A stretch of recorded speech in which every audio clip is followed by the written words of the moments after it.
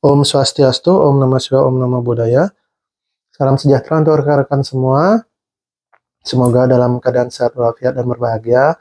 Pada kesempatan kali ini saya ingin berbagi dan juga ingin sharing ya dengan rekan-rekan yang juga adalah sama memiliki motivasi dalam pelestarian peninggalan-peninggalan dari leluhur kita, yaitu khususnya pada keris pusaka. Nah, tentu rekan-rekan semua sangat familiar perihal sebuah keris, karena keris ini seperti yang saya telah sebutkan pada video-video sebelumnya, adalah merupakan simbol atau identitas di masa lalu bagi sang pemiliknya. Nah, keris-keris di masa lalu itu tidaklah sembarangan dibuat, tapi ada pakem-pakem yang dikhususkan pada keluarga tertentu, sama seperti saat ini kalian membuat stempel ya. Jadi cap itu mengkhusus yang tentunya Anda sendiri akan berusaha membuat sedemikian unik sehingga tidak ada yang menyamainya. Nah, demikian juga keris itu layaknya juga nomor induk kependudukan, jadi tidak akan boleh sama untuk dimiliki oleh orang lain. Jadi tidak ada yang namanya keris yang sama persis.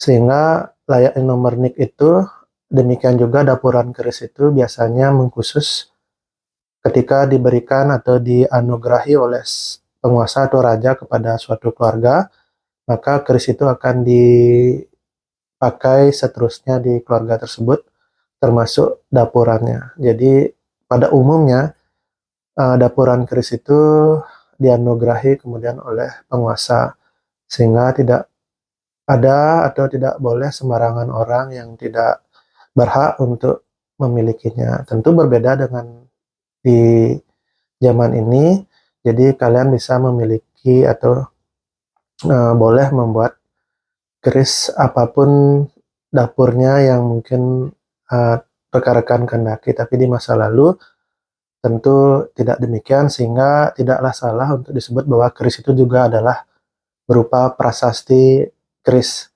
sehingga memang keris itu juga bisa untuk sebagai patokan perihal status atau kedudukan leluhurnya di masa lalu. Selain juga ditegaskan juga oleh prasasti yang termuat di daun lontar atau prasasti lontar. Nah, perihal prasasti lontar ini tentu kita tidak boleh kesampingkan, karena ini adalah juga catatan sejarah yang sangat penting untuk menelusuri sejarah peradaban di Bali. Memang ada beberapa orang yang menyatakan bahwa prasasti lontar itu tidak begitu relevan. Menurut saya tidak demikian, karena memang prasasti itu dikeluarkan di masa lalu, catatan-catatan tersebut misal oleh raja, karena pada masa lalu raja itu memiliki sekretarisnya yang bertugas mencatat yang disebut penyarikan. Dan penyarikan ini juga ada di berbagai struktur di Bali, termasuk di tingkat Banjar pun ada itu yang menjadi pencatat atau penyarikan. Tapi dalam hal ini yang saya sebut penyarikan adalah dari sekretaris dari sebuah kerajaan, atau istilahnya sekretaris dari sebuah kerajaan di masa lalu. Nah, tentunya mereka akan membukukan hal-hal yang penting untuk dicatat, dan kemudian bisa diteruskan kepada yang berhak atau yang memerlukan catatan tersebut. Misal sang raja membuat suatu bisama atau keputusan, dan kemudian diberikan kepada si penerima atau sebuah desa yang memang diperuntukkan di mana prasasti itu harus dibacakan. Jadi mirip seperti mungkin rekan-rekan pernah menonton film-film kerajaan-kerajaan Cina itu. Jadi istilahnya ada yang datang mewartakan titah raja. Jadi dibuka seperti itu berupa kertas atau tertulis di kain atau sebagainya. Nah itu tentunya tidak dibuat oleh kaisar sendiri, kaisar Cina itu, karena kalau beliau menulis semuanya kan akan silah memakan waktu, karena tentunya titah itu tidak dibuat untuk satu desa aja, bisa untuk berbagai desa dan bisa untuk berbagai keluarga.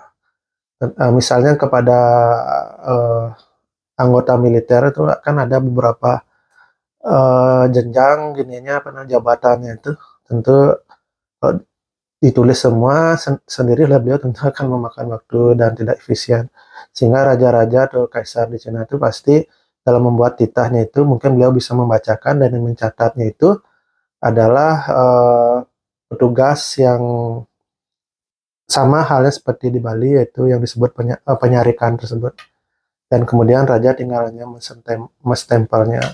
Jadi di Bali kurang lebih sama seperti itu, sehingga pada akhir biasanya pada penyebutan prasasti sudah disebut nama nama gini apa namanya, nama yang raja yang menganugerahi, atau mungkin bunyinya berupa seperti didiktekan oleh sang raja, kemudian dicatatkan oleh juru atau pejabat penyarikannya. Nah, pada prasasti lontar itu memang karena akhirnya mungkin karena apa namanya, begitu waktu mengalir ada mengalami kerusakan, atau mungkin juga disalin ya, karena prasasti lontar pasti disalin oleh masing-masing pewarisnya. Jika itu di tingkat desa, maka juru penyarikan di sana yang akan menyalin bunyi prasasti lontar tersebut. Atau pada suatu keluarga, maka penglingsirnya yang akan mencatat ulang dan kemudian dibagikan, karena biasanya contohnya pada satu keluarga ya pasti ada pemekaran di mana salah satu ahli warisnya akan membuka atau membangun di tempat lain, sehingga mereka juga akan membutuhkan salinan dari catatan-catatan yang pernah atau dimiliki oleh keluarganya yang dianugerahi oleh penguasa atau oleh raja atau oleh penglingsirnya terdahulu yang membuat catatan atau sejarah keluarganya atau bisa. Jadi memang ini adalah sangat penting. Mungkin bagi yang meragukan tentu juga sah-sah saja, karena memang kebanyakan prasasti lontar itu tidak mencatat angka tahun yang pasti. Jadi banyak yang berkata bahwa apa namanya itu tidak relevan atau tidak bisa dipakai.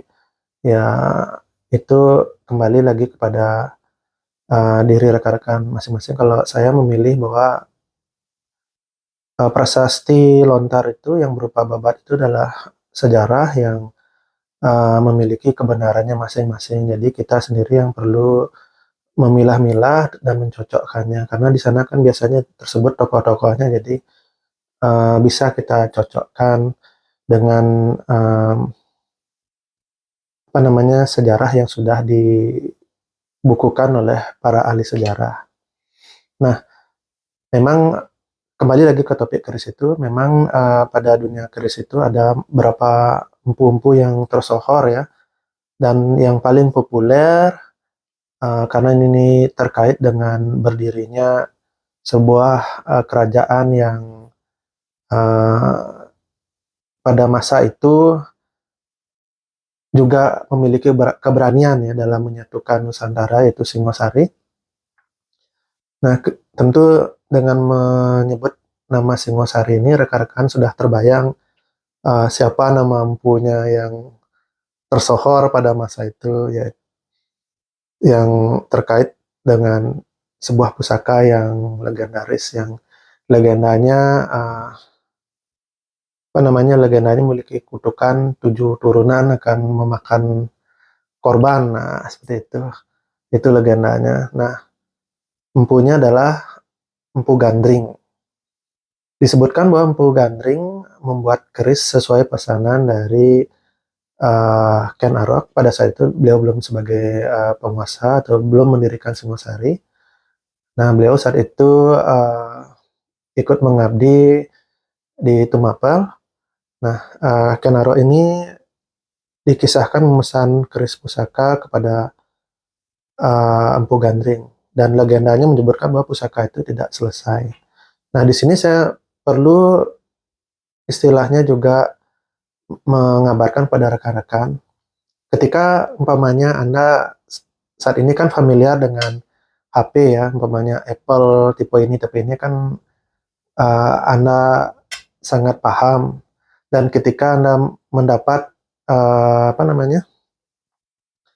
suatu hal yang memiliki kelainan, tentu tidak akan Anda mau pakai ya, istilahnya HP yang memiliki kelainan atau belum jadi, atau Anda membeli sepeda motor seperti sekarang ada isunya sepeda motor yang rangkanya patah seperti itu karena tidak sempurna dikerjakan.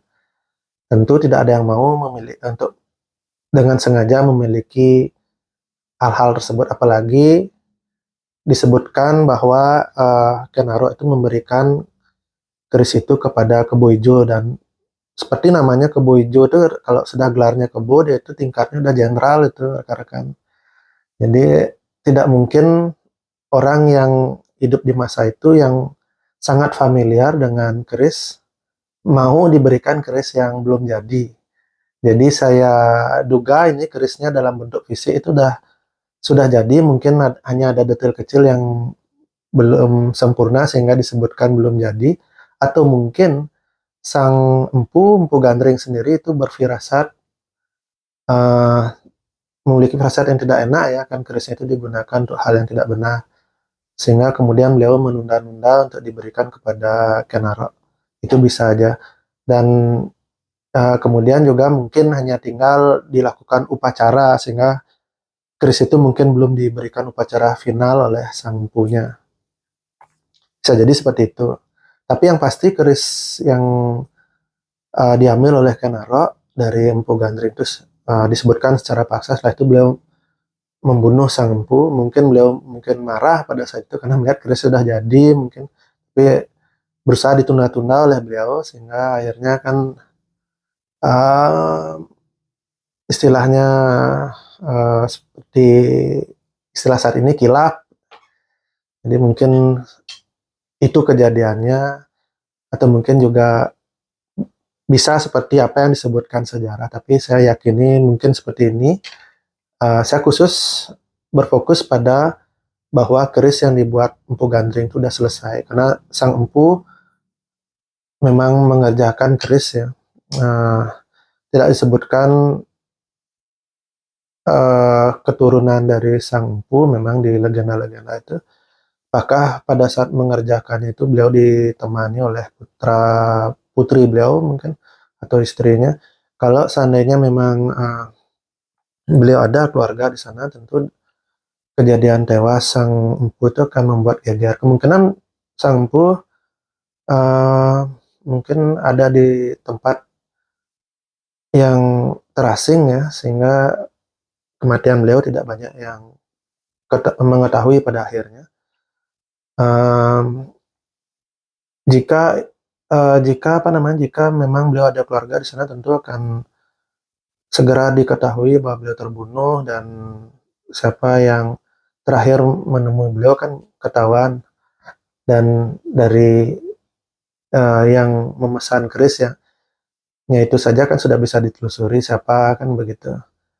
Atau kalau tidak diketahui siapa yang datang, kan bisa dilihat kerisnya mana aja nggak ada di sana kan. Kalau kerisnya yang tidak ada itu adalah keris yang dipesan oleh si Anu umpamanya, kan itu bisa diketahui jejaknya, karena pada saat itu kerisnya itu dipesan oleh Kenaro.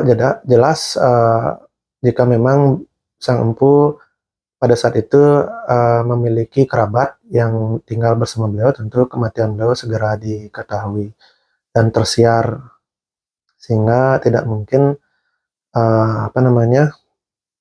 keberadaan keris itu seumpama dipakai membunuh uh, penguasa Tumapel, itu tidak hanya berakhir pada ditelusurinya dari Kebo Ijo, tapi akan berujung kepada Kenaro, ya, bisa menuju ke sana. Pada zaman dahulu itu uh, tidaklah mungkin, rekan-rekan menyebut bahwa tidak mungkin mereka memiliki pikiran yang rumit dalam menyikapi suatu masalah. Pada zaman itu orang-orang yang hidup di era itu yang pintar ya pintar-pintar sekali, rekan-rekan. Jadi contohnya mereka juga bisa membuat misalkan bubuk mesiu, meriam, teknik tempa lipat untuk menghasilkan keris itu kan itu tidak main-main. Jadi memang ada orang-orang cerdas pada masa itu, dan di kerajaan pun ada kepolisiannya yang bisa menelusuri setiap kejahatan. Misalkan pada pengadilan itu ada namanya kanca. Jadi kanca itu kalau di pengadilan Kerto itu dia akan melakukan olah data kepada yang melapor, yang kanca lagi satu akan melakukan olah data pada yang terlapor. Nah, jadi orang-orang pada masa itu mungkin salah untuk disebut oleh kita ini pikirannya masih jauh di belakang dari kita. Mungkin mereka juga orang-orang yang cerdas. Kalau tidak cerdas, tidak mungkin mereka bisa menemukan perhitungan-perhitungan rumit yang kita masih pakai hingga saat ini. Misalkan pada bidang astronominya dan lain-lain. Nah, saya akan beri contoh sebuah pusaka era ini masih era nom-nom namanya, ya. Jadi kalau di Jawa itu dibilang era nom-nom. Jadi istilahnya masih udah ada bangsa Eropa sudah memasuki Nusantara. Nah, ini. Jadi ini look-nya 5. Nah, ini dapurannya Pandawa Cinarita. Jadi di sekujur badan ini ada timbul ada simbol-simbol yang timbul, ya, yang tampak seperti silang-silang. Ini keris yang luar biasa. Look-nya 5. Ya, keris Pandawa. Jadi sebilah keris itu pasti seperti ini dia, sempurna. Bila ada keris yang belum jadi, diberikan kepada orang yang statusnya tinggi seperti Kebo Ijo, karena gelar beliau udah Kebo itu nama jabatan itu, rekan-rekan. Jadi setara panglima saat ini, tentu tidak akan mau diterima oleh beliau. Nah, semoga rekan-rekan juga bisa menyenangi keris pusaka dan bersedia merawat keris pusaka, terlebih mungkin siap melestarikannya, terutama juga dengan kita membeli atau memesan keris-keris pusaka dari pandai-pandai keris, khususnya di Bali. Tentu ini akan memastikan keberlangsungan dari tradisi pekerisan di Bali, terutama untuk untuk memastikan bahwa generasi-generasi dari pandai-pandai keris itu tetap akan ada. Jika kita kehilangan minat, dan tentu dengan demikian mereka kehilangan pasar. Jadi dalam kehidupan di dunia materi ini kita butuh materi, uang. Jika tidak ada menghasilkan uang dari pekerjaan itu, maka akan ditinggalkan. Sama seperti sekarang, banyak orang yang meninggalkan dunia agraris, lebih memilih kerja di pariwisata karena dianggap lebih menjanjikan. Maka dari itu, semoga rekan-rekan bisa dari sekarang ini ikut melestarikan tradisi pekerisan sehingga ini akan tetap berlanjut dari generasi ke generasi. Saya tutup dengan Prama Santi. Om Santi Santi Santi.